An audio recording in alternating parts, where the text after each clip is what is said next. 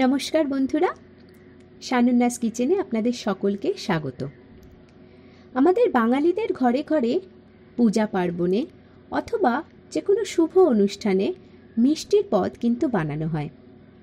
তার মধ্যে পায়েস হলো অন্যতম। এই পায়েস বিভিন্ন রকমের হয়, তবে এর মধ্যে বহুল প্রচলিত হলো চালের পায়েস, সিমাইয়ের পায়েস, সুজির পায়েস ইত্যাদি। আজ আমি এই পর্বে আপনাদের সাথে শেয়ার করছি সিমাইয়ের পায়েস। খুব অল্প সময় এই পদ্ধতিকে ব্যবহার করে আপনারা বানিয়ে ফেলতে পারেন এই পায়েস। আর তার সাথে অবশ্যই কিন্তু চ্যানেলটিকে সাবস্ক্রাইব করতে ভুলবেন না। তো আসুন দেখে নিই আজকে সিমাইয়ের পায়েস।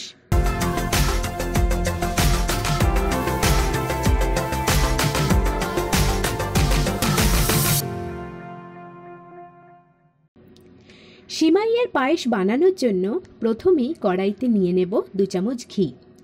অনেকের কোলেস্টেরল বা বিপি সমস্যা থাকতে পারে, তাই সেই ক্ষেত্রে আপনারা সাদা তেল ব্যবহার করতে পারেন, তবে সাধারণত এই জাতীয় রান্নায় ঘি বেশি ব্যবহার করা হয়, এতে স্বাদটা খুব সুন্দর হয়।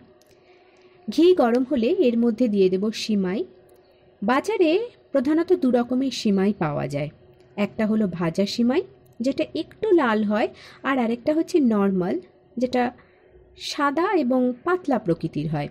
আমি কিন্তু এই ক্ষেত্রে না ভাজা করা যে সিমাই মানে নর্মাল সিমাইটাই ব্যবহার করছি। সিমাইটা একটু লাল হয়ে এলে পরে আমি এতে দিয়ে দেব 3 কাপ মতন দুধ। দুধের মধ্যে সিমাইকে খুব ভালো করে আমি ফুটিয়ে নেব।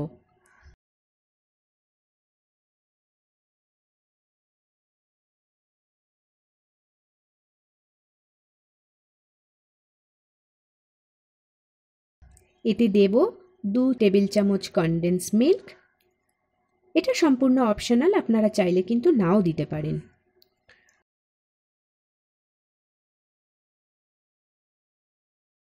কনডেন্স মিল্কটা সম্পূর্ণ মিশে গেলে আমি এর মধ্যে দিলাম কাজু বাদাম এবং কিশমিশ। এতে দিয়ে দেব অল্প পরিমাণে চিনি।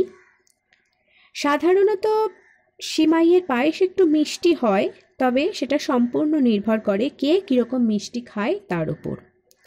তাই চিনি দিয়ে আমি অল্প নাড়াচাড়া করলাম। চিনি সম্পূর্ণরূপে গলে গেলে এতে আমি অল্প এলাচ গুঁড়ো দিয়ে দিলাম। এই এলাচ গুঁড়োতে খুব সুন্দর একটা গন্ধ হয়। এরপর সব উপকরণগুলো ভালোভাবে মিশে গেলে গ্যাসকে আমি বন্ধ করে দেব। এবার একটা পাত্রে পরিবেশন করব।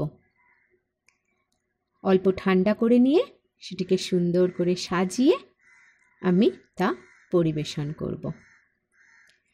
তো বন্ধুরা, কেমন লাগলো আমার আজকের এই পর্বের রেসিপি?